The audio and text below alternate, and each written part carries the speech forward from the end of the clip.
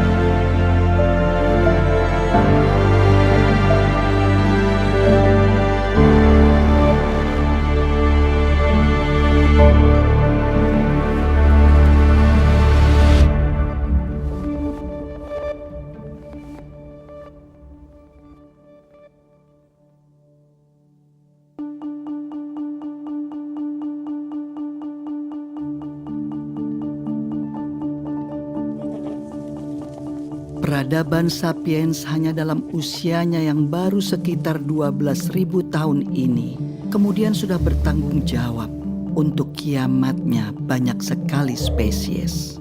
Mulai dari sabertooth, mammoth, jaguar raksasa saat mereka belum punya teknologi seperti sekarang ini, hingga sapiens modern seperti kita yang sudah jelas mengancam kelangsungan banyak sekali makhluk hidup di dunia ini. Oh man, show me please, I would.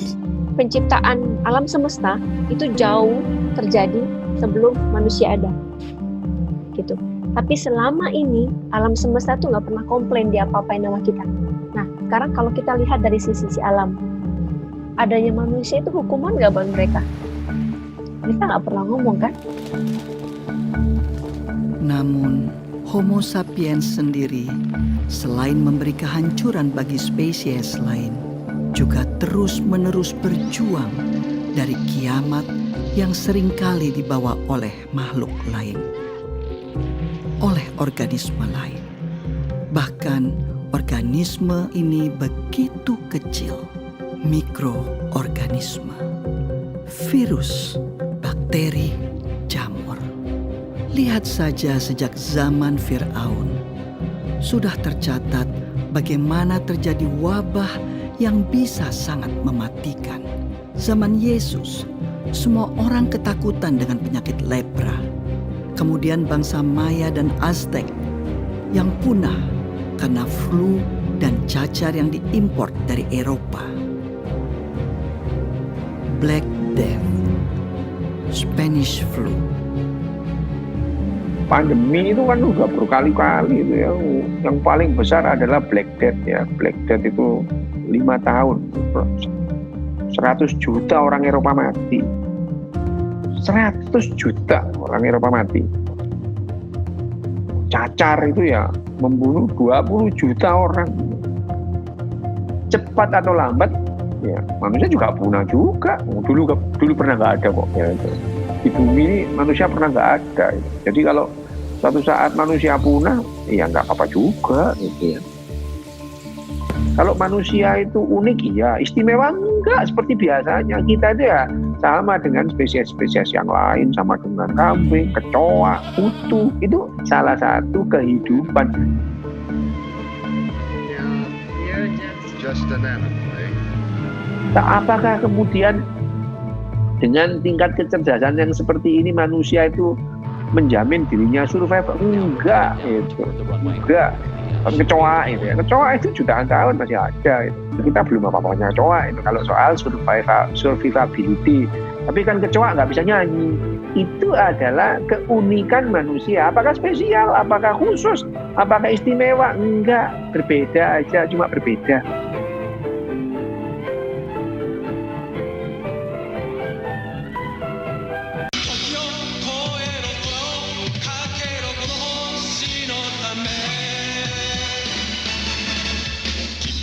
Belum pernah sebelumnya dalam sejarah panjang bumi, nasib semua makhluk hidup di dalamnya ditentukan oleh satu spesies saja. Kita, manusia. Ancaman nuklir, deforestasi, konsumerisme, agrikultur, eksploitasi lahan, eksploitasi hewan, modifikasi genetik, perburuan liar, polusi udara, polusi air, polusi tanah. Hingga sepertinya sudah tidak ada harapan. この地球はゴルゴムのものではない。人類の、いや生きる者すべてのためにこの地球はあるのだ。分かってくれ。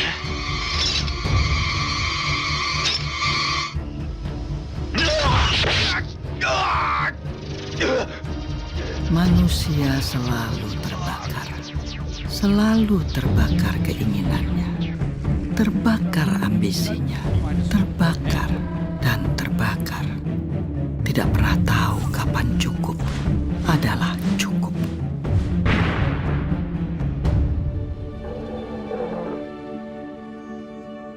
Tidak seperti seekor singa yang memakan satu zebra dan dengan damai membiarkan kawanan zebra lainnya lewat, tanpa panik memikirkan untuk mengisi kulkasnya.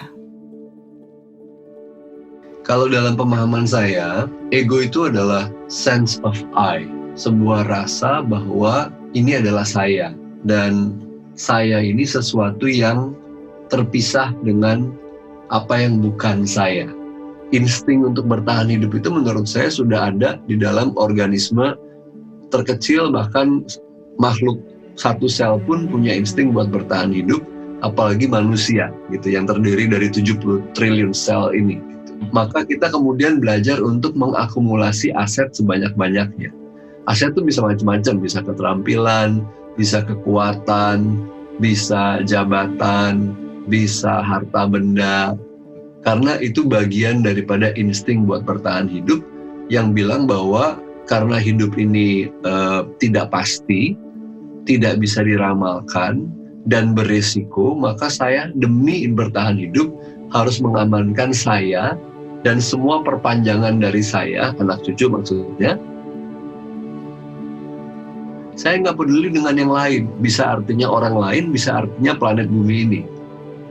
Sehingga ketika dia dihadapkan pada dua pilihan, yang satu pilihan yang tidak merusak lingkungan hidup, yang satu pilihan yang merusak lingkungan hidup, basis pemilihannya bukan merusak atau tidak merusak, tapi mana yang akan memaksimalkan potensi saya buat bertahan hidup.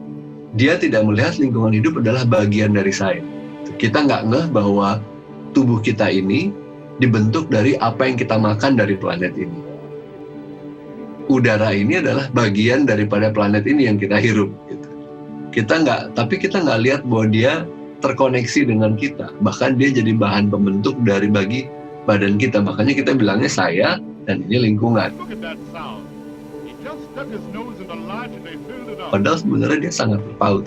Secara biologis, secara filosofis, sangat terpaut.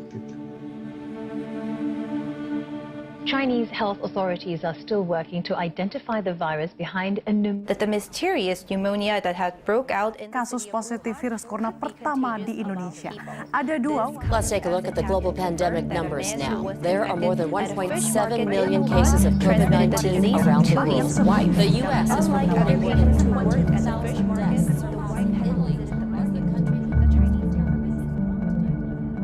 Kalau kita bisa menerima bahwa saya ini nggak superior, saya dan COVID-19 atau siapapun virus yang ada nantinya sebetulnya punya level yang sama. Kita sama-sama ada di alam semesta ini, mau sama-sama hidup kok. Tapi selama ini saya merasa di atas awan.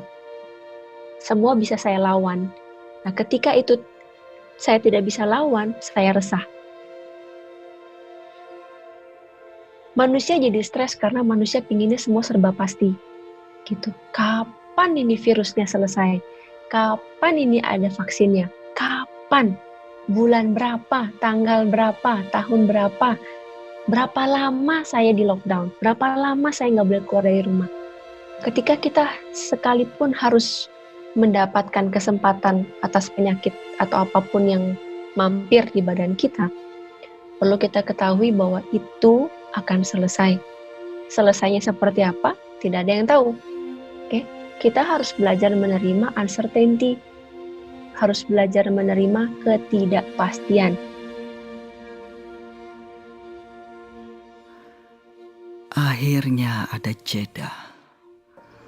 Untuk dunia berhenti, untuk manusia berhenti dan merenung, melahirkan cinta bagi sesama makhluk hidup yang lain, hewan atau tumbuhan, primata ataupun unggas, kecil atau besar, yang jauh ataupun dekat, yang kelihatan dan tidak kelihatan.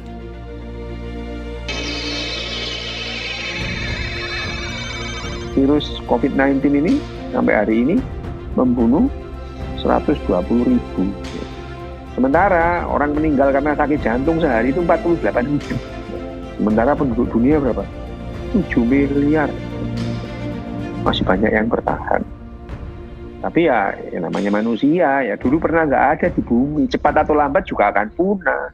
Tapi apakah karena COVID-19? Enggak lah, gitu ya. Kamen Rider wa shinda. Nagaku kurushii tarakai no sue shinda no da.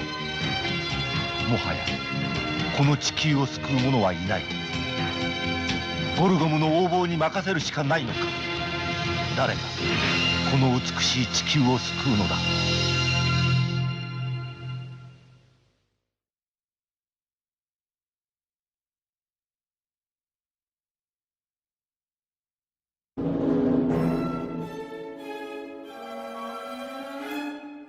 Sejak sejarah mulai tercatat, gangguan kesehatan mental manusia selalu lekat dengan misteri dan mitos. Pengidap gangguan jiwa lekat dengan stigma negatif seperti kesurupan, santet, sihir jin, muslihat setan, kutukan dewa, kutukan Tuhan. Dan secara global, stigma yang diskriminatif ini lekat terus hingga abad ke-18. Di otak itu ada ratusan sirkuit yang saling bertentangan, saling mendukung. Ada hormonalnya, ada neurotransmitternya. Akhirnya variasinya banyak. Seluruh bagian otak akan itu bertanggung jawab atas mental disorder. Bukan hanya satu atau dua bagian.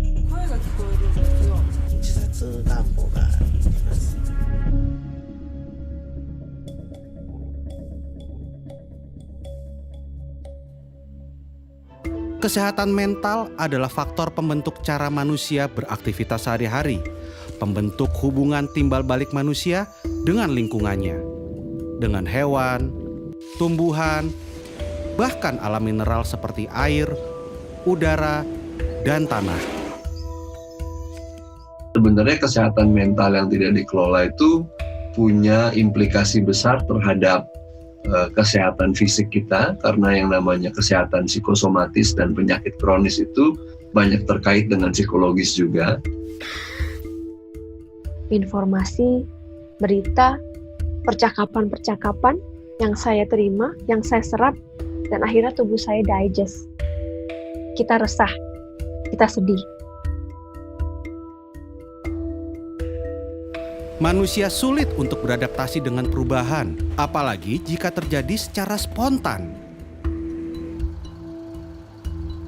Aktivitas-aktivitas yang sebelumnya tak pernah terpikirkan dalam otak manusia, sekarang menjadi agenda rutin yang harus dijalani.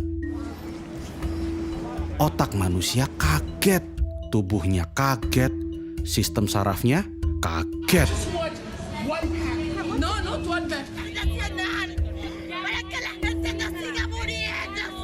And as their frustration boils over, Committed suicide apparently after becoming. Kebijakan ini ternyata justru berdampak pada peningkatan kasus kekerasan dalam rumah tangga di sejumlah. Kalau kita bicara tentang nervous system, sistem saraf otak kita, ada dua yang penting, simpatik dan parasimpatik. Simpatik ini yang fight or flight, parasimpatik ini yang rest and digest. Simpatik ini tipe-tipe orang yang begitu terima berita, dia stres, dia langsung makan yang lebih banyak, atau dia langsung merasa ada ketakutan yang berlebihan. Di situ hormon stresnya akan naik. Kebalikannya, justru parasimpatik itu adalah proses di mana tubuh kita ada di tahapan healing atau penyembuhan. Ketika kita ada di level parasimpatik, stres hormon kita akan turun. Tekanan darah kita akan turun. Kita akan jauh lebih rileks. Nah, kalau kita pergi ke dokter biasanya, terus kita bilang, Pak dokter saya sakit. Apa yang dokter bilang pertama kali? Istirahat. The ability to accept time as an ally is usually called patience. Psiko artinya mental dan emosi, pikiran kita. Kalau dia terganggu, akan mempengaruhi neuro, keseimbangan saraf dan otak. Kalau keseimbangan saraf dan otak neuro turun, maka dia akan mengganggu keseimbangan endokrino, yaitu kelenjar dan hormon. Dan kalau kelenjar dan hormon terganggu, maka imuno, daya tahan tubuh akan turun. Jadi, kaitan ini memang sudah dianggap sebagai mata rantai. Jadi kalau kesehatan mental kita tidak terjaga, meskipun kita sudah melakukan tindakan lain seperti cuci tangan, physical distancing, dan lain-lain, daya tahan tubuh kita masih bisa turun, dan itu tetap riskan. Semua terangkum dalam pepatah Romawi kuno, mens sana in corpore sano, jiwa yang sehat di dalam tubuh yang kuat. Manusia kemudian belajar banyak hal untuk menyehatkan jiwa mereka. Banyak cara dilakukan manusia untuk menjadi tenang dan senang. Dan inilah salah satu penemuan umat manusia yang paling inovatif. Spiritualisme. Spiritual menjadi jalur evakuasi bagi manusia yang sedang didera oleh rasa cemas dan takut. Memberi pemahaman baru bagi manusia untuk berefleksi, memberi arti dalam hidup, saling berkumpul, dan menguatkan dalam saat-saat yang sulit. Amazing grace. Namun, apa jadinya saat kemudian setiap manusia tidak bisa lagi berkumpul dan berritual? Saat semua harus berdoa di rumah, harus beribadah di rumah, berpuasa di rumah. Allahu Akbar. God is most great. Sudah bertahun-tahun beribadah, ya pengajian, masa berkumpul memenuhi jalan kemana-mana. Ini Allah menghendaki kita beribadah secara khusyuk, secara tenang. Karena mungkin ibadah kita selama ini terlalu hura-hura, terlalu rame-rame, mendepankan emosi dan masa.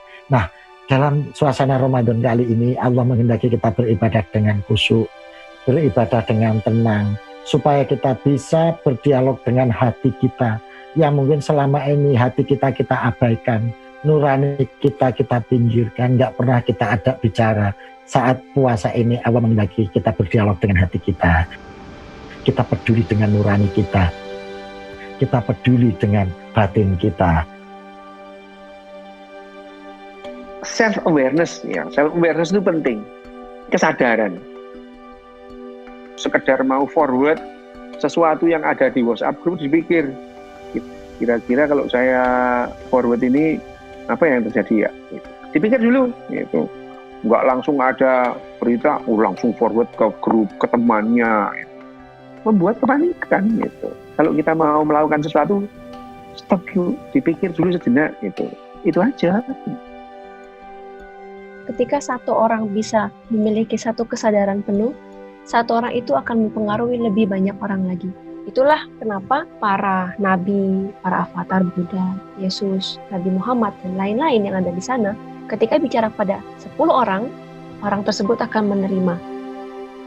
Sementara kalau ketakutan, ketika dia bicara kepada 10 orang, belum tentu 10-10-nya bisa menerima. Ada sedikit saja orang dengan penuh kesadaran, maka dunia ini akan terbantukan.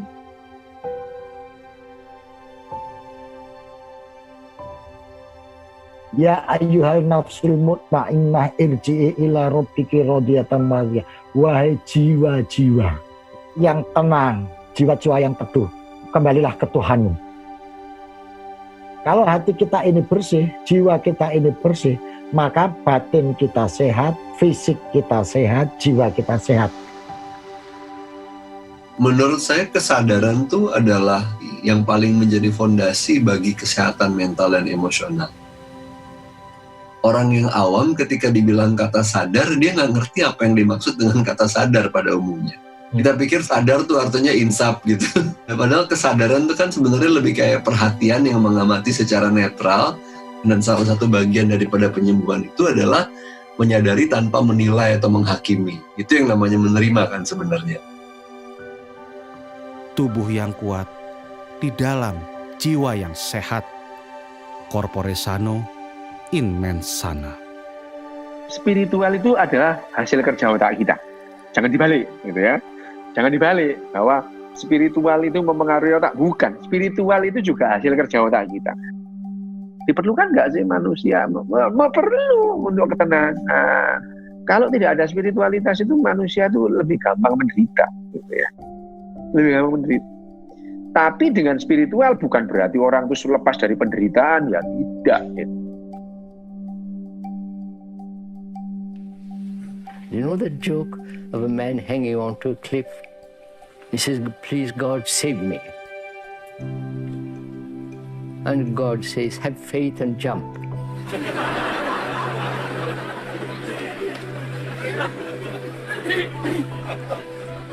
And the man who is hanging on to the cliff, he says, "Isn't there somebody above that still?"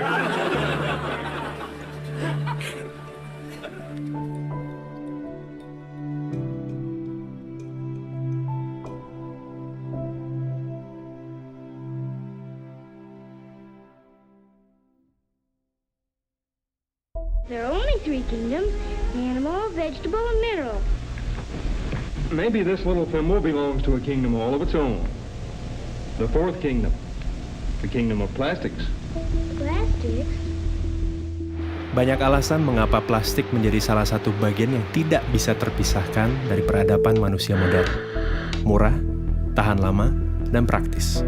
We use plastics in every aspect of our lives. Engineering, the home, decoration, medicine, art, and games. Segala macam alasan mendukung terciptanya plastik. Plastics come from many different raw materials.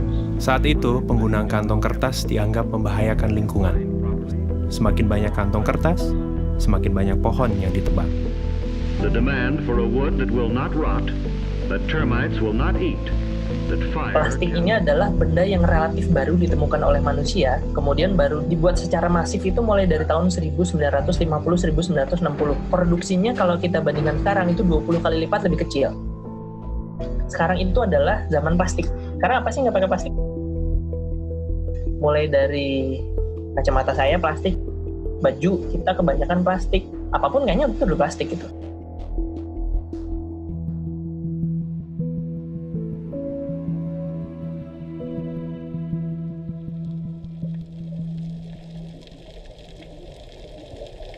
Seiring waktu, plastik yang awalnya adalah barang substitusi untuk menyelamatkan lingkungan berubah menjadi polutan. Tentu hal itu terjadi karena penciptanya, kita, manusia. Plastik mendominasi jenis sampah di masyarakat, mulai dari kantong plastik, gelas plastik, sedotan plastik, styrofoam, bungkus mie instan, pembungkus makanan ringan, produk-produk sachet, minuman sachet, shampoo sachet, sabun sachet. Kita di Indonesia permasalahan paling besarnya mungkin di single use plastic. Alasan dari para industri yang menjual produk-produk dalam sasetan itu adalah karena daya beli masyarakat di Indonesia yang lemah. Karena ketika dijual dalam bentuk langsung 500 gram, mereka nggak sanggup beli. Indonesia ini unik banget, karakter sampahnya ini berbeda satu daerah dengan daerah yang lain. Mayoritas sampah di ibu kota dikirim begitu saja ke TPA gitu, dan setiap 2 hari sampah ibu kota Jakarta itu bisa membangun 1 candi Borobudur banyaknya. Sifatnya yang sangat sulit terurai, pelan-pelan menjadikan plastik sebagai penghuni tetap bumi. 80% sampah itu berasal dari kegiatan yang ada di darat, 20% berasal dari kegiatan yang ada di laut. Bahkan di Palung Mariana, di sana udah ditemukan sampah plastik. Berarti sampah plastik itu ada di tempat yang banyak orang sampai tidak pernah ada orang masuk ke dalam sana. Plastik yang manusia gunakan untuk membungkus dan memberi umur yang lebih panjang bagi makanan mereka, kemudian menyelinap masuk ke piring mereka. Tanpa sadar, manusia juga menimbun plastik berukuran mikroskopik dalam sistem pencernaannya. Kita baru aware terhadap polusi plastik itu mungkin baru tahun 2000-an lah gitu, di mana laut kita ternyata ada 5 triliun pieces plastik dan kemudian ada lebih dari 250.000 ton plastik gitu di laut, yang kemudian ini akan terakumulasi di biota-biota yang pada akhirnya dikonsumsi oleh manusia. Mikroplastik ini itu udah sampai masuk di plankton gitu. Zooplankton dimakan oleh ikan yang lebih besar, kemudian ikan yang kecil itu kemudian dimakan sama yang lebih besar lagi, pada akhirnya ditangkap oleh nelayan kita, dan kemudian ada di pasar ikan kita, pada akhirnya ada di meja makan kita gitu, ikan itu gitu. Nah kalau misalnya ini sudah dimakan, itu justru malah lebih bahaya. Ada yang namanya nanoplastik lebih kecil dari 1 mikron, itu bisa langsung masuk ke saluran darah. Bila itu terjadi, bisa masuk ke saluran sistem saraf pusat, dalam hal ini adalah otak. Manusia mulai sadar, bom waktu bernama plastik sudah berdetak sejak awal diciptakan. Mereka mencari cara untuk menjinakkan bom waktu ini, atau setidaknya melambatkan waktu. Yang justru harus kita lakukan adalah kita mencari bahan pengganti yang kuatnya sama seperti plastik, yang fleksibelnya sama kayak seperti plastik, tetapi dia ramah lingkungan. Dari 7 spesies plastik yang hanya bisa di-recycle tuh hanya 2. Nah, ketika itu kotor, jorok, 1 kontainer yang ternyata tercemar oleh bahan yang tidak bisa di-recycle, akhirnya nggak bisa di-recycle gitu. Ends up-nya di penimbunan gitu, pembuangan sampah, karena nggak bisa di-recycle. Atau kemudian karena nggak bisa di-recycle, yaudah gue bakar aja insenerator. Permasalahannya adalah masalah tata kelola, khususnya juga di Indonesia. Kalau kita menggunakan instrumen kesadaran gitu ya, harus sadar dulu, itu butuh waktu yang lama, sedangkan sampah dan masalahnya itu sekarang gitu. Jadi setiap orang itu wajib memilah sampah, itu namanya wajib, ya harus ada konsekuensi kalau tidak dilakukan. Gubernur DKI Jakarta Anies Baswedan mengeluarkan peraturan gubernur tentang larangan penggunaan kantong plastik. Larangan penggunaan kantong plastik. Keluarkan peraturan gubernur tentang pelarangan penggunaan plastik. Pergub larangan penggunaan kantong plastik sekali pakai. Untuk larangan regulasi gaya hidup baru dan slogan-slogan tentang bahaya plastik terus didengungkan agar umat manusia punya satu pemahaman yang sama tentang plastik. Sampai bahkan kadang berdengung dan terdistorsi dalam jargon dan slogan yang kosong. Pasca 1 Oktober, penggunaan kantong plastik Greenwashing. trennya? Apakah meningkat, menurun, atau seperti apa? Manusia mana sih yang nggak pakai plastik? Kayaknya nggak ada. Jadi yang harus kita lakukan duluan adalah kita menutup keran dari sampah plastik, sumber sampah plastik. Dengan cara kita mengurangi konsumsi plastik itu, terutama konsumsi plastik yang sekali pakai. Baik mana antara daur ulang dengan buang sampah sembarangan, ya tentu baik daur ulang. Tetapi daur ulang butuh proses. Baik mana daur ulang dengan pakai ulang, ya lebih baik pakai ulang daripada kita kemudian melakukan upaya proses daur ulang, ya lebih baik kita pakai ulang. Nah, dari mana lebih baik mana pakai ulang dan reduce atau pengurangan, ya lebih baik pengurangan juga itu. Dan ini sangat erat kaitannya dengan pola hidup dan keputusan konsumsi kita itu ya, bagaimana kita memilih barang, bagaimana kita memilih produk pada saat kita mau melakukan belanja, jangan sampai kita menghasilkan sampah gitu. Tahun 2050 kita akan susah-susah kemana-mana, kita ngambil ikan, dibuka isi perutnya isinya plastik, yang ujung-ujungnya itu karena kita. Makanya kita harus berbuat sesuatu supaya sampah plastik ini tidak kembali lagi ke manusia. Yang paling bagus ya, saya akan menjaga lingkungan karena lingkungan ini akan kita wariskan ke anak cucu kita, ke keturunan kita. Pilihannya ada di kita.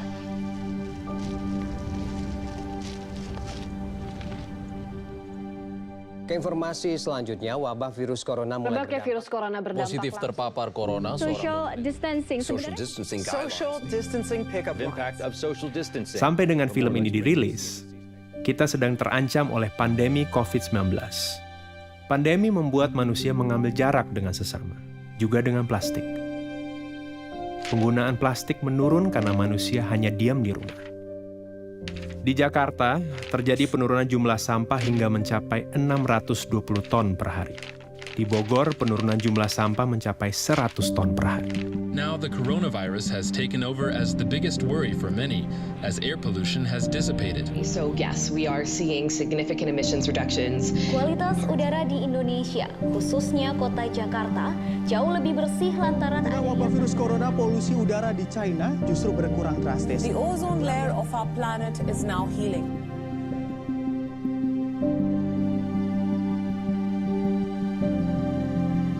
Namun bagaimana setelah pandemi ini usai? Nah, kalau saya berpikir, nanti kalau saya sudah mati, kemudian nanti ditanya malaikat, kamu dulu ngebuang sampah berapa banyak nih? Ini akibatnya loh, nanti jangan-jangan dikasih lihat, oh ini sampah yang sudah saya buang sembarangan ke sungai, nanti dimakan sama ikan ini. Waduh, kayaknya dosa saya banyak nih.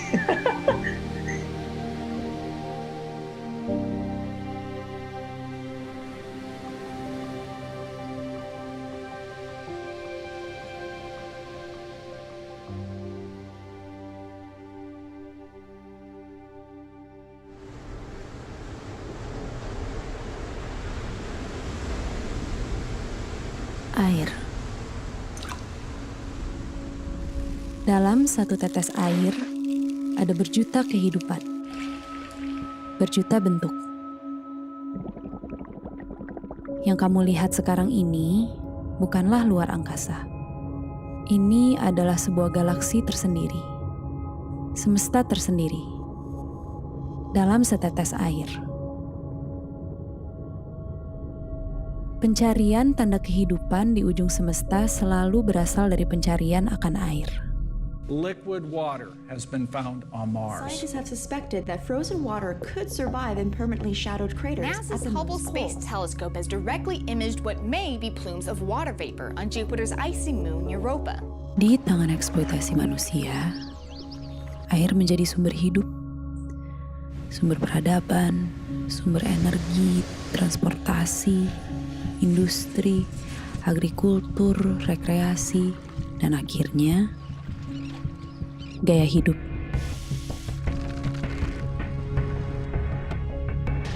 Melihat yang baru, kemudian dengan teknik fotografi secara visual menarik gitu ya.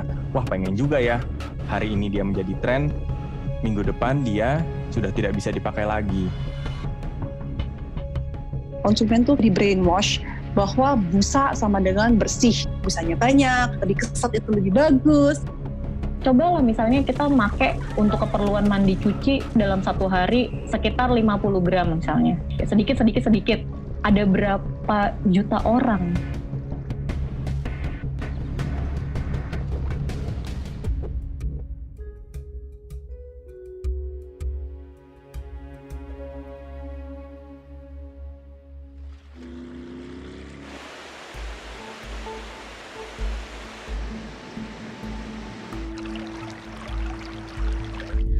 Air yang kita anggap akan dan selalu ada, bukanlah sesuatu yang selalu ada dan berasal dari bumi. Air berasal dari luar planet ini. Dari meteor-meteor yang dinamakan carbonaceous chondrite yang kaya akan H2O dan karbon. Meteor dan asteroid es yang kaya akan air ini dalam sistem tata surya terbentuk di luar batas leleh matahari. Dan selama proses penciptaan bumi, terus datang dan bertabrak-tabrakan dengan bumi.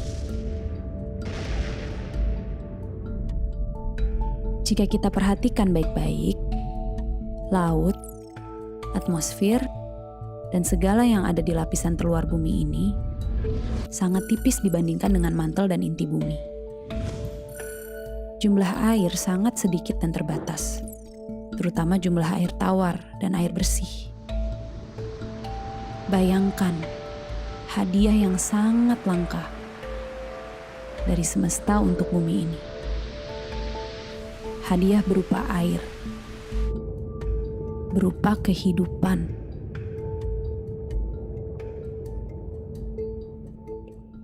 Three, two, one. See? It's a cloud. It's the water cycle. It's science. Selain air, kehidupan pun bersiklus. Standar kecantikan punya siklusnya sendiri. Standar tubuh yang ideal, kulit yang ideal, wajah yang ideal, penampilan yang ideal, pakaian yang ideal. Semuanya terus berputar, terus berubah. Fast fashion adalah sebuah terminologi yang akhir-akhir ini populer yang menggambarkan betapa cepatnya siklus hidup sebuah fashion. Kalau lu jalan-jalan kemana gitu, bagus nih, murah gitu. Berapa? 30.000 doang gitu. Oh, udah belilah gitu. Beli, terus lo nyampe rumah kayak, oh gue beli ini ya? Anjing apaan nih? Beletak lagi, terus lu beli lagi, gitu lagi.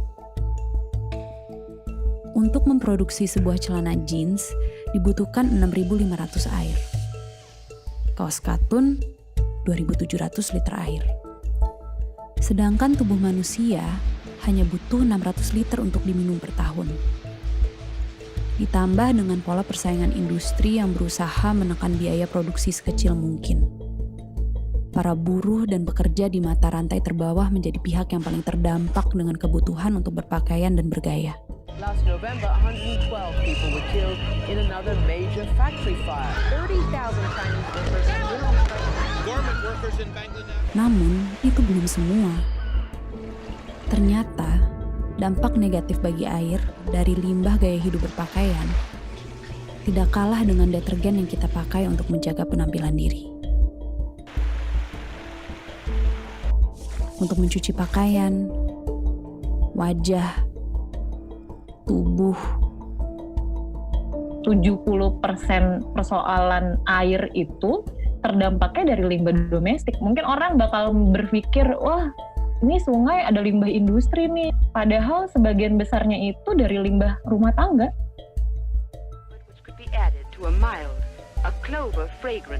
SLS adalah bahan kimia yang wajar ditemukan di dalam kandungan produk-produk pembersih dan kecantikan. Beberapa penelitian mengaitkan kandungan ini dengan resiko kanker, iritasi kulit, dan pencemaran lingkungan. Senyawa ini biasanya ditambahkan di sabun atau di skincare gitu ya, menghasilkan busa gitu. Jadi dia bisa membilas kotoran, bahkan minyak. Other kind can give you you never in all your dishwashing life. Bisa aja sabun yang nggak ada busa dan bersih. Pelan-pelan tuh konsumen itu kayak di brainwash bahwa sabun makin banyak bebusanya itu tuh makin bersih. Padahal it's actually not true. Busanya ini nggak mudah degradable, kayak masuk ke water stream kita, masuk ke sewer dan yang lain-lain. Ini yang menjadi problem. Nggak pernah kepikiran kan, selama ini kita pikirin fokusnya di packaging, di plastik, dan segala macam. Tapi ternyata ya nggak kelihatan itu loh yang udah disiram masukkan ke selokannya itu yang kita nggak pernah nggak pernah pikirin gitu kan. Ternyata itu dampaknya tuh jauh luar biasa, lebih gila lagi.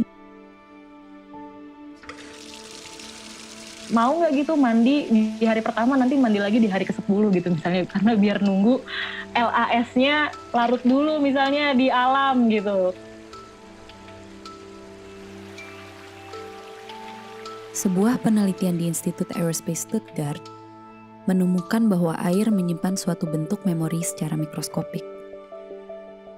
Dari satu gelas air yang sama, saat diteliti tiap orang berbeda, gambaran mikroskopik yang dihasilkan juga sangat berbeda. Menghasilkan memori air yang berbeda. Saat satu jenis bunga dimasukkan ke dalam air, lalu air tersebut diambil dan dilihat secara mikroskopik, hasilnya menyerupai bunga tersebut. Saat jenis bunga lain yang dimasukkan, kemudian secara mikroskopik pun visual yang ada berubah. Semesta yang ada berbeda. Semesta seperti apa yang ada di dalam setetes air deterjen? Memori seperti apa yang kita rekam untuk semesta lewat tetes-tetes busa tersebut?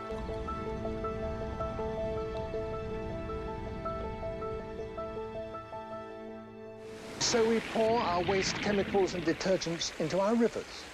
Suds may or may not have been valuable in a kitchen sink. In a river, they can be lethal, killing the plants and the fish.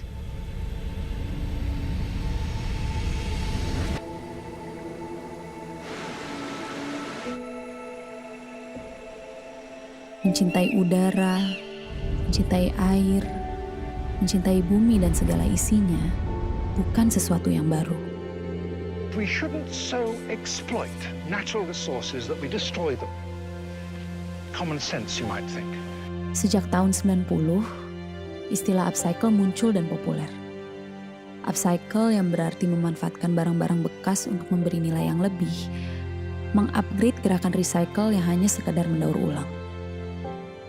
Upcycle mengajak kita kembali mengingat cara hidup nenek dan kakek kita, yang penuh pertimbangan, tidak boros, yang penuh kesadaran dalam konsumsi. So she takes her time and sees that everything she gets is fresh and good. Pandemik yang terjadi membawa orang merubah prioritas hidup. Kita jadi lebih mementingkan apa yang kita pikirkan. Buah pikir kita menjadi lebih orisinal dan lebih otentik karena tidak terbungkus oleh kebutuhan-kebutuhan kita untuk menunjukkan siapa diri kita. Yang tadinya tidak bisa keluar rumah kalau tidak pakai baju merek ABC dengan parfum ABC dan makeup ABC, sekarang menjadi lebih simple untuk menyikapi dirinya gitu. Prediksi 10 tahun ke depan tuh orang lebih memilih merepair atau merenew atau memperbarui bajunya dia yang udah ada dibandingkan dia beli baju baru. Tempat gua aja itu kan tukang jahitnya dekat pasar, ada kain sisa di sana. Kalau misalnya tuh kain kagak diambil, itu diambil sama tukang bakso, sama tukang soto yang ada di pasar Kebayoran Lama. Itu buat lap gerobak, selesai itu dibuang. Terus akhirnya gue kesana, itu gue ambil, gue bawa pulang. Terus gue olah di rumah, gue potong-potong, gue komposisiin. Itu gue oper lagi ke abangnya. Terus nanti dia yang ngejahitin. Jadi kayak secara nggak langsung tuh kain sisa dari tempat dia yang nggak kepake. Itu bisa ngasilin duit buat dia. Kesadaran tentang kosmetik fair trade dan ramah lingkungan sudah dimulai sejak tahun 70-an. To seek out only natural, sometimes crazy-sounding ingredients. Bananas for her shampoos, mud creams from India. Dan walaupun pada akhirnya para pelaku kosmetik fair trade dan sadar lingkungan terus tergilas roda industri, jejak perjuangan kosmetik ramah lingkungan terus tumbuh. memang ada drawback-nya. Karena dari segi harga itu jauh banget bedanya. Kayak SLS itu kan murah banget, mungkin sekilo 10.000, 20.000. Nah, sedangkan kalau bahan-bahan natural itu sekilonya bisa juta-jutaan gitu. Jadi harganya berkali-kali lipat. Solusi itu bukan di produk, 80% solusi itu dari dalam diri kita sendiri. Dan itu semua mulai dari pikiran. Jadi yang sudah kita lakukan ini sebenarnya adalah memilah. Kita terlalu banyak memilah sehingga kita tidak tahu bahwa keseharian kita itu sebenarnya juga merusak lingkungan. Fast fashion, slow fashion, sustainable fashion, semuanya adalah berbagai bentuk pilihan. Di satu pihak, fast fashion juga dibutuhkan karena ada orang yang tidak bisa membeli barang-barang slow fashion karena kebanyakan slow fashion harganya juga tinggi. Apakah kemudian berhenti membeli kaos? Nggak juga. Bukan industri yang harus dicolek, tetapi diri kita dan mindset kita yang harus dicolek. Butuh nggak sih lo kaos? Lo kan kaosnya udah banyak. Akan memberikan sebuah value nggak untuk diri lo? Karena sebenarnya, kalau buat saya, mencipta fashion itu adalah memberikan solusi. Menjadi sebuah titik bersyukur pada diri sendiri. Air itu seperti cerminan sih. Apabila dia hidup bersama dengan manusia-manusia yang memang baik, itu artinya kita sadar secara utuh esensi hidup seperti apa, maka air yang ada di dekat kita tuh pasti akan baik kualitasnya. Itu cerminan. Di tengah rumitnya permasalahan pencemaran air, pemanasan global, kualitas hidup para buruh, konsumerisme dan industri, serta berbagai macam keruwetan yang kelihatannya sangat kompleks. Mungkin kita bisa memulai perubahan yang sangat nyata dengan cara yang sangat sederhana. Lewat gaya hidup, lewat pakaian, dan sabun.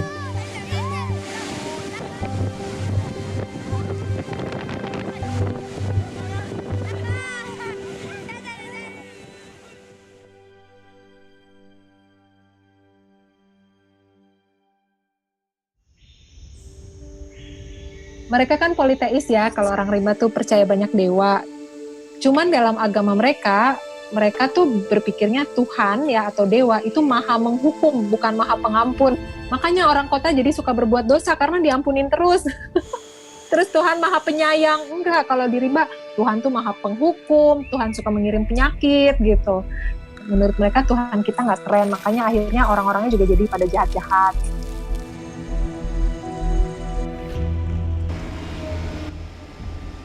Bunuh diri, kalau kita tidak menjaga hutan kita itu bunuh diri, dan udah kelihatan kan sekarang. Pendidikan di sekolah sekarang ini nggak memberikan awareness ke kita bahwa kita ini benar-benar ada di ujung tanduk gitu loh. Kita ini sebenarnya lagi menghadapi kepunahan massal gitu loh. Sekolah dan sistem pendidikan di Indonesia nggak memberikan awareness tentang itu.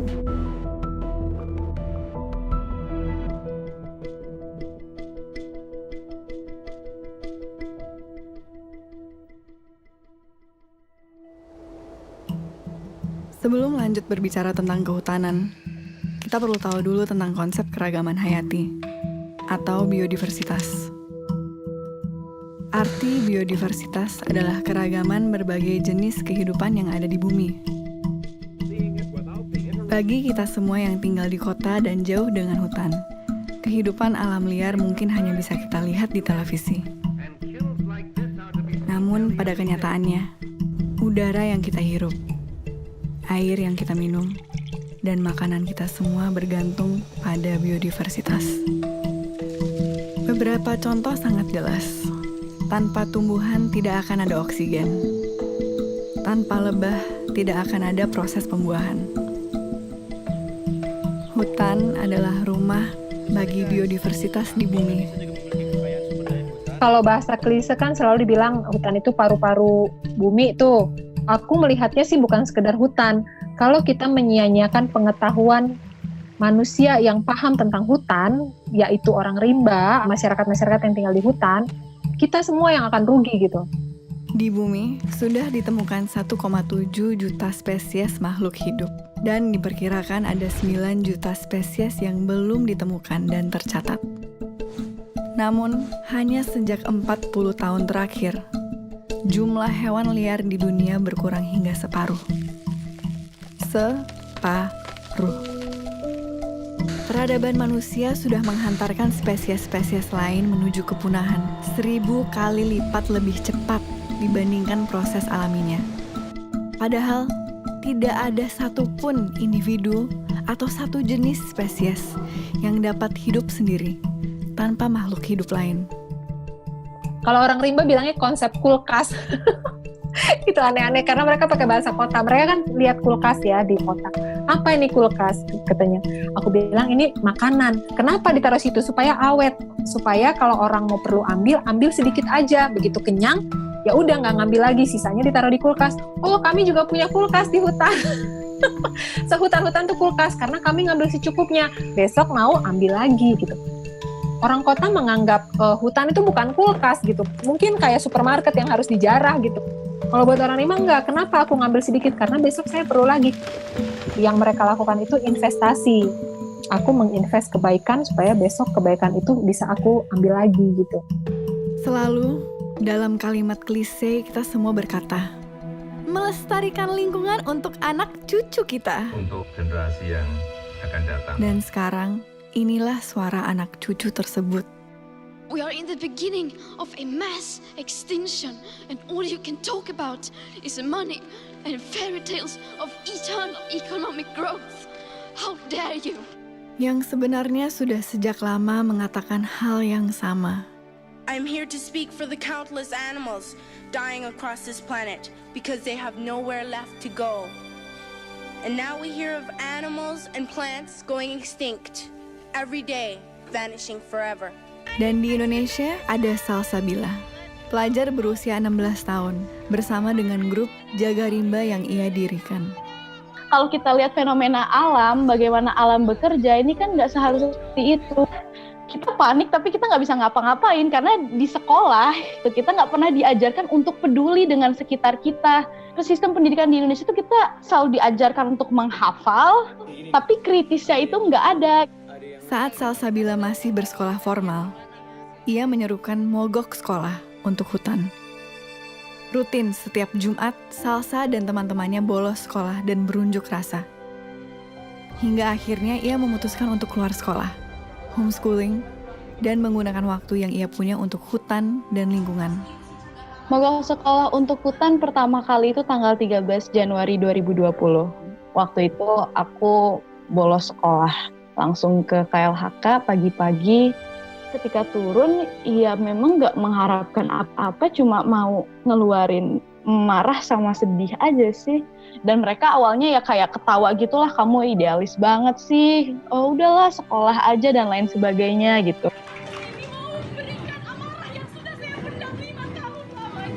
Sebetulnya kalau mau ke sekolah itu konsepnya Greta itu ya. Saking keselnya dia terhadap situasi yang ini kok hanya ngomong aja ini para pakar dan semua ini ya. Nah, tapi kalau di Indonesia itu tidak perlu dilakukan, justru minta waktu kepada sekolah untuk menyampaikan pesan-pesan mereka, tidak justru meninggalkan sekolah.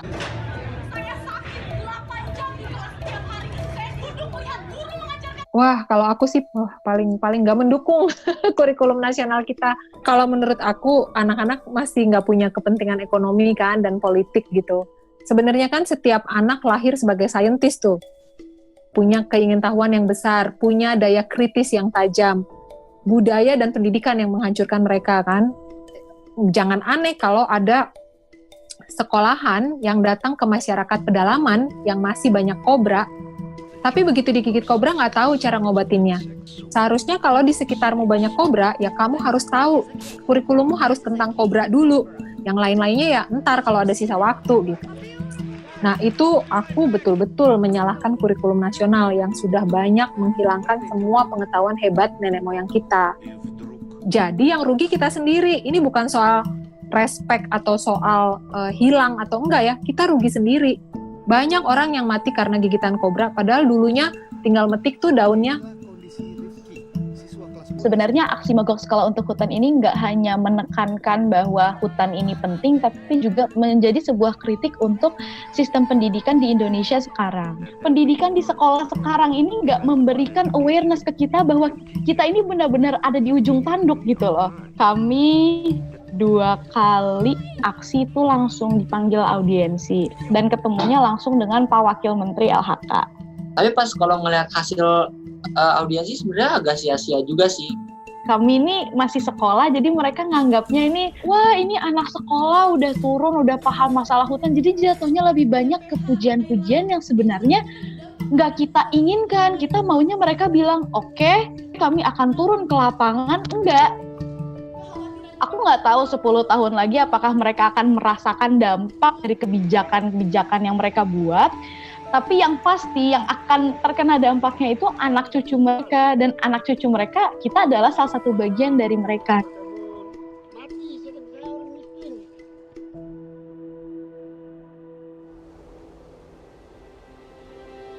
Hutan yang damai juga rupanya menyimpan koneksi yang kuat dengan patogen. Kebanyakan patogen tidak berbahaya bagi penghuni hutan, karena mereka telah melalui proses evolusi bersama di hutan. Namun, kemudian menjadi sangat berbahaya saat bertemu dengan manusia kota. HIV, Zika, malaria, Ebola, Nipah, semuanya berasal dari daerah perbatasan hutan yang digunduli. Kalau biodiversity tadi terdisrupted, yaitu virus-virus akan keluar dari hotspot rumahnya masing-masing. Konsep keramat hutan secara ilmiah erat dengan bahaya patogen yang tidak dikenal tubuh manusia. Pilek gitu kan, kita batuk, kita masih bisa tetap jalan. Orang memang nggak kena pilek langsung tumbang. Jadi secara genetik nggak terbiasa. Gitu. Kalau saya malaria langsung tumbang gitu ya. Mereka malaria tetap aja nggak, kayak bersin aja malaria tetap aja bergerak kemana-mana, nggak ada masalah. Makanya penyakit baru itu bisa betul-betul ngabisin populasi mereka. Ini waktu pandemik gini pada lari makin jauh ke dalam hutan, karena mereka takut sekali ya. As soon as we withdraw, nature quickly takes over.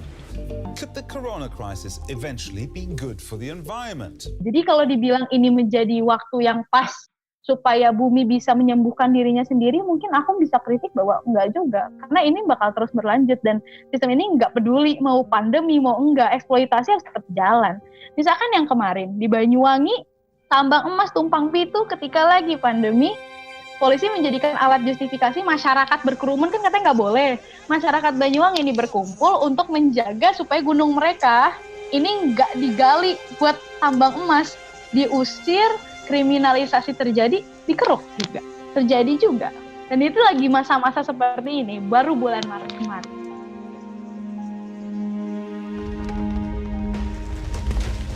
Rusaknya biodiversitas juga berpengaruh langsung pada perubahan iklim dan global warming. Dan permasalahan biodiversitas ini lebih gawat, karena saat suatu spesies punah, tidak ada jalan untuk mengembalikannya. Namun, kita semua bisa berperan langsung untuk mencegah hal itu. Pengundulan hutan selalu dilakukan dengan alasan agrikultur, membuka lahan peternakan, terutama sapi, minyak sawit, industri kayu, pertambangan, batu bara. Ini adalah produk-produk yang kita konsumsi setiap hari, non-stop. Minyak sawit ada di hampir semua makanan, mulai dari minyak goreng hingga coklat, bahkan dalam sampo dan sabun. Hewan ternak membutuhkan konsumsi pakan ternak yang dihasilkan dari proses agrikultur yang masif. Kayu menjadi kertas, furnitur. Batu bara menjadi listrik yang setiap menit kita konsumsi dengan rakusnya. Dalam semua komponen smartphone dan benda elektronik yang kamu pakai untuk menonton film ini, ada jejak industri pertambangan di sana. Dengan memilih dan mengkonsumsi produk makanan, sabun, dan sampo alternatif, hemat dalam menggunakan kertas, mengurangi konsumsi daging, hemat listrik, efektif memakai gadget, buka wawasan, tonton film dokumenter tentang lingkungan, bahkan sesederhana mengurangi makan gorengan, sudah merupakan kontribusi nyata dalam mencegah pengundulan hutan. Secara langsung, kita menyetop kepunahan massal hanya dengan merubah pola pikir kita. Jadi jangan lo ngerasa lo pinter, karena sebenarnya bagaimana orang rimba melihat kamu harusnya malu loh dengan cara hidup kamu yang seperti itu. Berpikirnya terbalik gitu. Lalu orang seperti ini dari Jakarta datang ke saya di Rimba, mengajari saya cara hidup yang lebih baik gitu ya, bilang saya bodoh, sok-sok ngajarin saya apa yang mau saya contoh gitu. Di mananya saya bisa kagum sama kalian kalau kalian cara hidupnya begitu.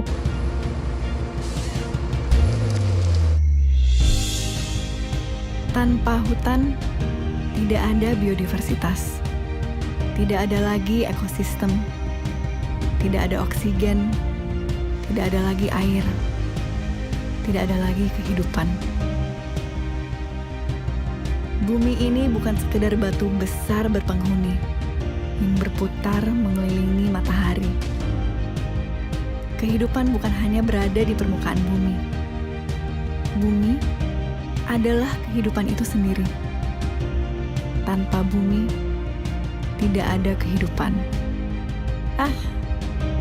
Mana mungkin sebongkah batu yang mengelilingi matahari ini adalah makhluk yang hidup dan sadar, seperti kita. Manusia dengan otak dan kesadarannya adalah cerminan kesadaran kolektif bumi. Kesadaran bahwa kita adalah bumi. Bumi yang menjadi sadar dengan eksistensinya. Kesadaran bahwa kita semua dalam kehidupan ini saling terkait. Tidak peduli apa spesiesmu, negaramu, sukumu, apalagi agamamu atau Tuhanmu.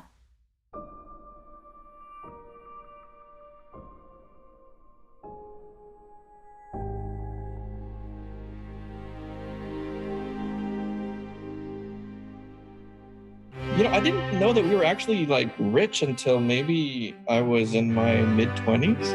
Sometimes they just think about buying like a house and they just sign a check and they buy it, you know, or they want to buy a car and they pay in cash, you know. I didn't understand what leasing was until I was in university. If you told me that it's not fun to be in a private jet, I'd be lying. Like if someone asked you, hey man, you want to fly my private jet? I'm like, sure dude, why not? I also thought like, it's like, why is it that they have like a 7 Series BMW and a 5 Series and a 3 Series? Like, why don't you just buy the best, you know? It's like, why bother with something cheap? That took a while for me to understand, to be honest with you.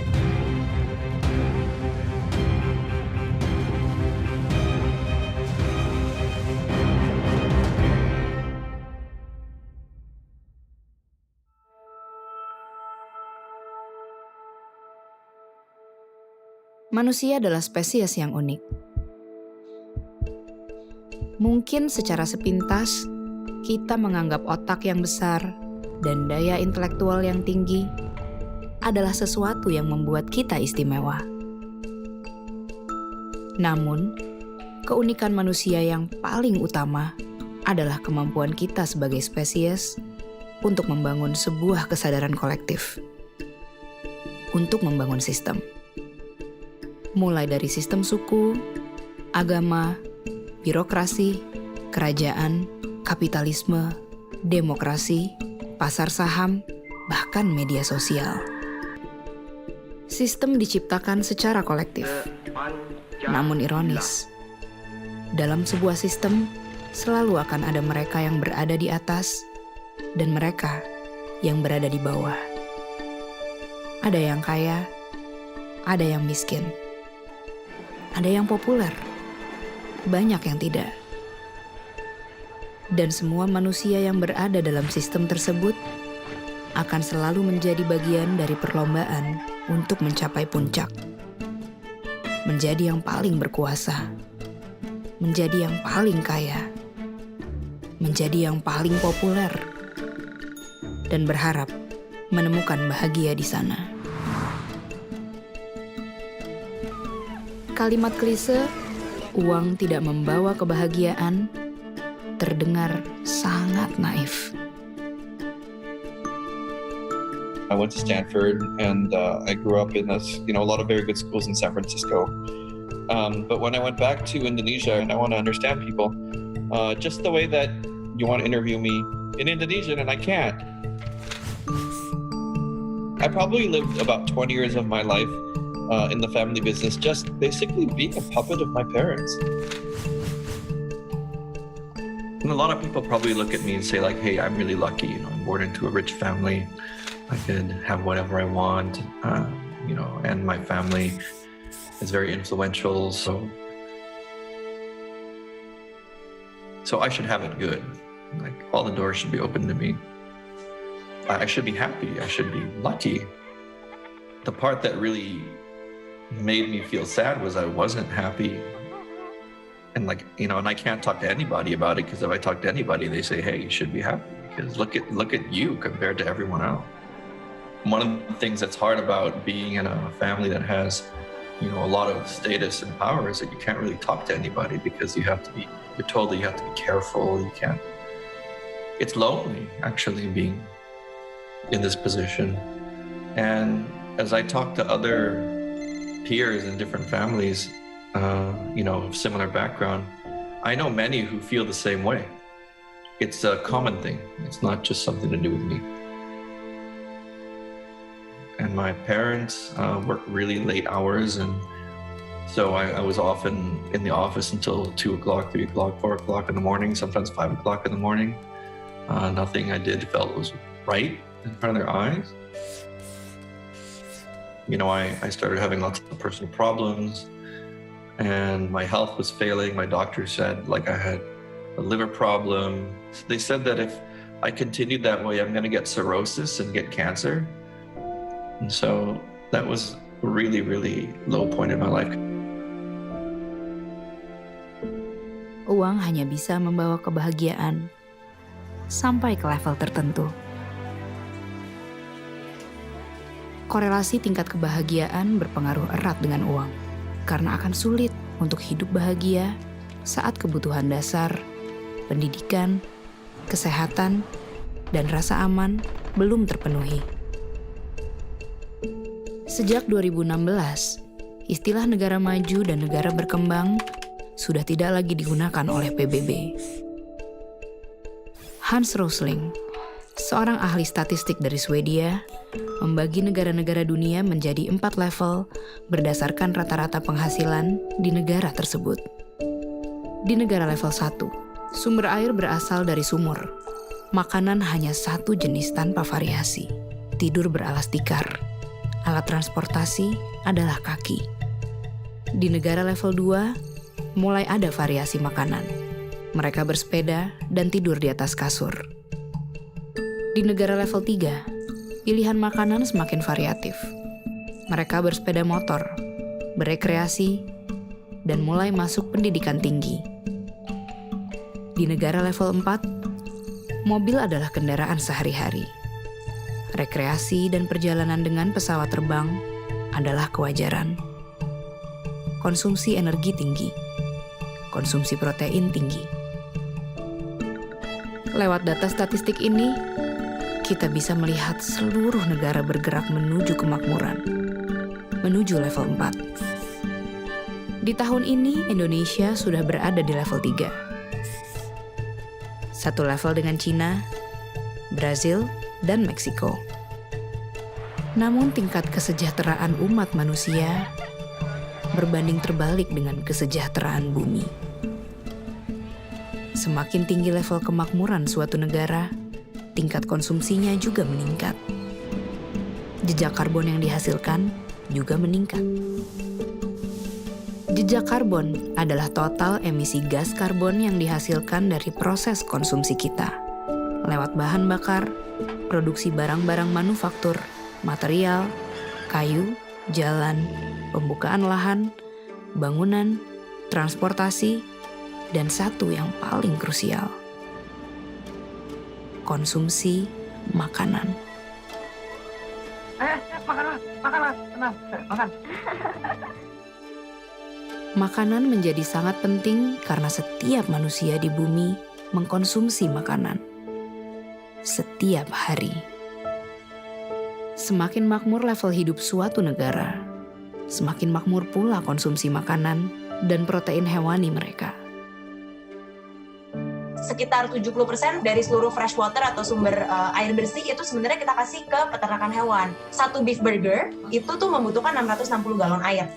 Memproduksi protein hewani itu adalah cara memproduksi makanan yang sangat amat mahal dan resource intensif. Kalau kita ngomongin dari segi environment.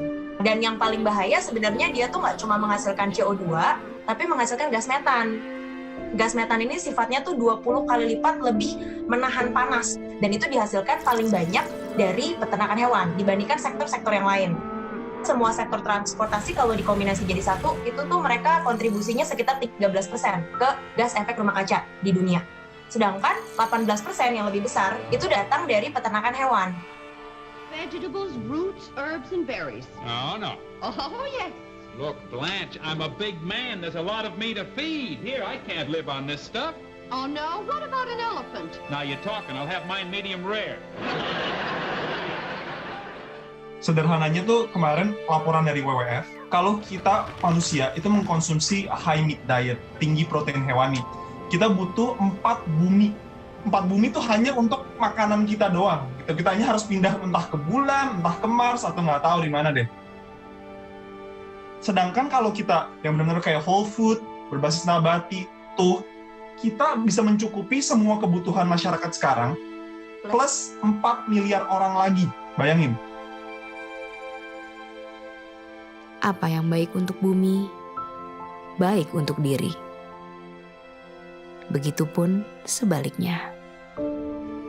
Jumlah sel di dalam tubuh kita dibandingkan dengan jumlah mikroorganisme yang asing di dalam dan di atas tubuh kita ada 10-20 kali lipat lebih banyak daripada sel tubuh kita sendiri. Itu juga salah satu filosofi dasar ya daripada pandangan saya terhadap kesehatan dan tubuh. Bahwa kita adalah mikrokosme daripada makrokosme. Saya kadang sebutkan bahwa setiap orang adalah planet. Atau kalau mau lebih ekstrim lagi, setiap orang adalah sebuah galaksi. Kita adalah bumi terdiri dari banyak makhluk gitu ya. Bakteria, virus, prion, cacing, parasit-parasit yang lain itu adalah makhluk seperti kita di atas bumi ini. Makanya kondisi bumi akan selalu dicerminkan di dalam tubuh kita. Mungkin pernah dengar salah satu hormon pembawa kebahagiaan yaitu serotonin. Serotonin itu banyak orang berpikir itu diproduksi di otak kita.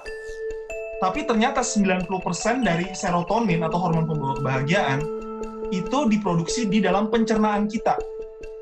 Yang bahan bakunya adalah serat. Yuk kenal dulu karo jagat aliting dewi. Kita kenal dulu sama dunia kecil yang ada di dalam diri kita sendiri. Jagat besar ini adalah yang di luar diri kita. Ternyata semua ini adalah satu. Kepahaman itu bahwa kalau semuanya ada satu, ngapain harus ribut? Kita melawan ABCD. Lawang itu adalah bagian dari diriku. Mengerti diri dulu, mawas diri dulu.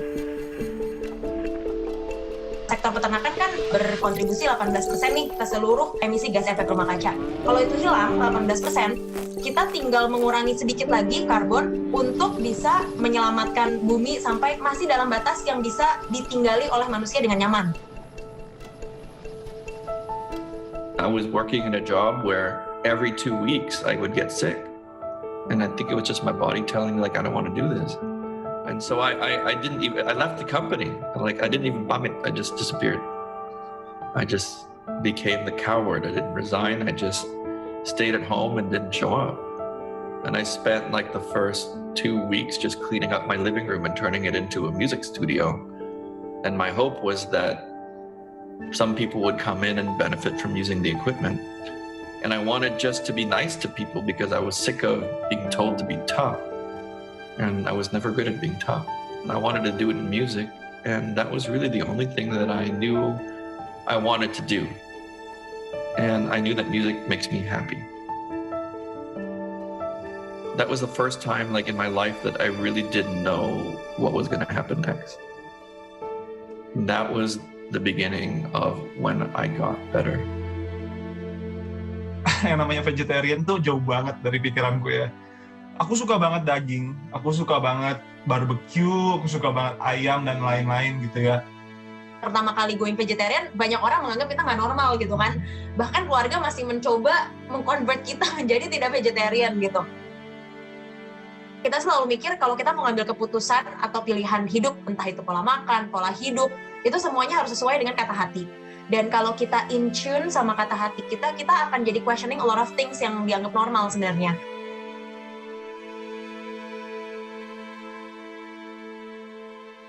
I was always listening to my parents in my mind. I was listening to my logic.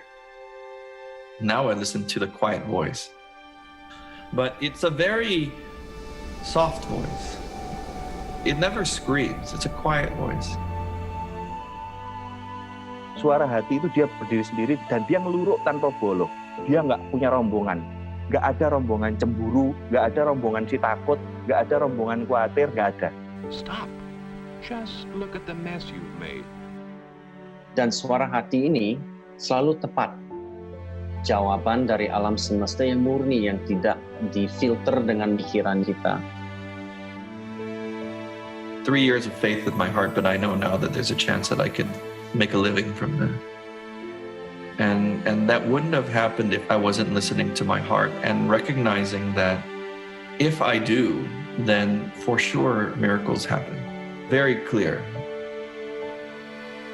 And then my parents, they don't say anything and suddenly they show up at the concert. Within 3 years, our team won 3 Emmy Awards. We won Best Pop Album.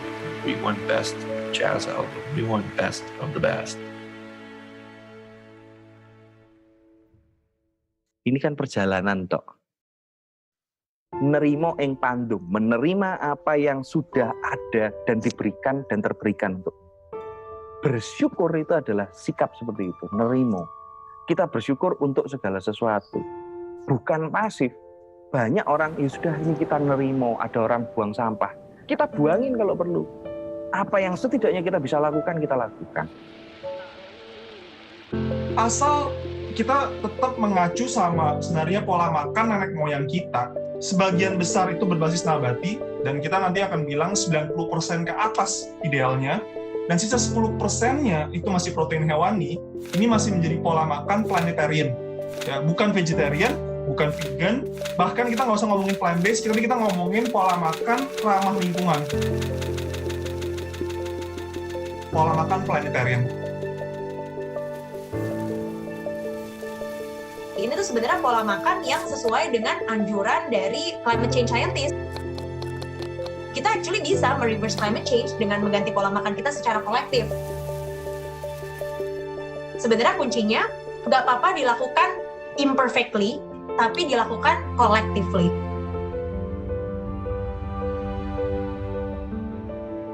COVID-19 sering dianggap sebagai waktu bumi untuk beristirahat. Tidak salah sih. Namun jika diartikan begitu, nanti setelah bumi istirahat sebentar, lalu kita akan balik lagi untuk rakus dan mengeksploitasi bumi lagi. Hakikat sesungguhnya dari pandemi ini adalah bukti dan pengingat bagi kita semua bahwa energi kolektif itu benar-benar ada. Lewat setitik virus yang sangat kecil, kekacauan global bisa terjadi. Lewat setitik perbuatan kita, baik yang dilakukan dengan penuh kesadaran, maupun yang teledor, sekecil apapun itu, akan punya efek bola salju yang sangat nyata bagi semesta ini.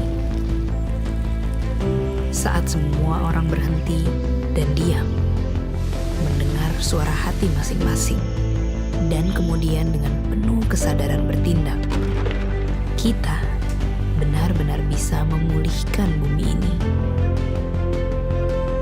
Kesembuhan bumi itu benar-benar nyata kalau setiap orang mau untuk ikut ambil bagian. Di di semua bidang kehidupan setiap hari.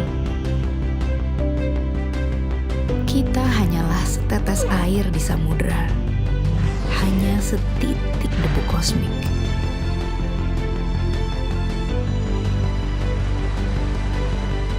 Namun bukankah samudera hanyalah kumpulan dari tetes-tetes air?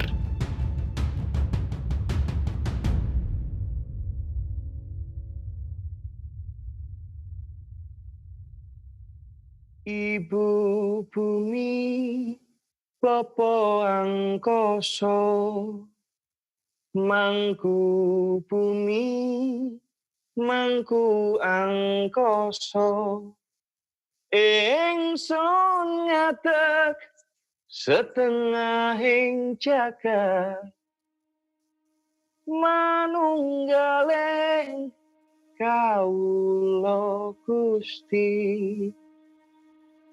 Maos mantra sajroning ati, ngagem raos ingsun kang suci, sirna ilang kabeh nafsuku, manembahku Ibu bumi. Tetep tatap semangat juangku, ladu murup ing jero dodoku, walang saseh dadi kemoku, puswa mataya langgeng kesanmu. Ingsun ngadeg setengahing jagat, manunggaling kawula Gusti.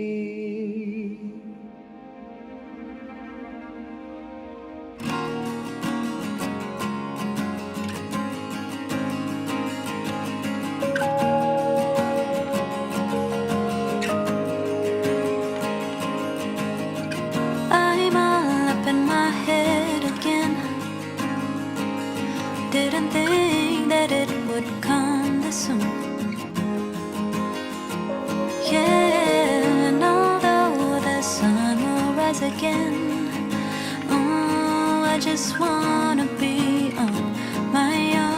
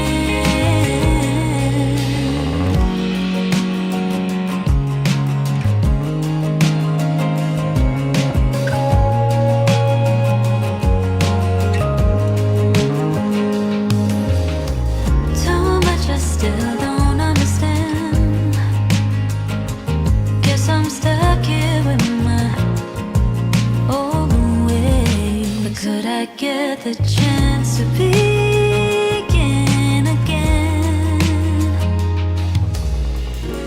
Baby, I'm trying to hold on. Of this pain I'm feeling,